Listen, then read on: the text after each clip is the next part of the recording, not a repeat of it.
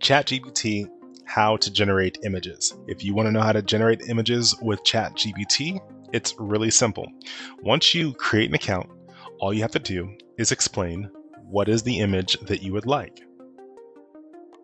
Create an image of a mother hugging her baby.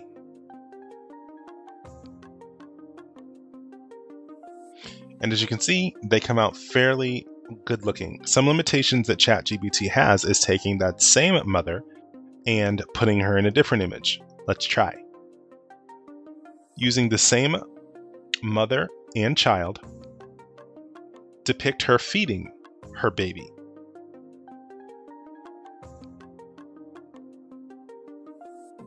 As you can see, it's a completely different image altogether, but if you're just looking for one image, you can use it this way, and it is a good solution to be able to create images on the fly. I'll see you in the next video.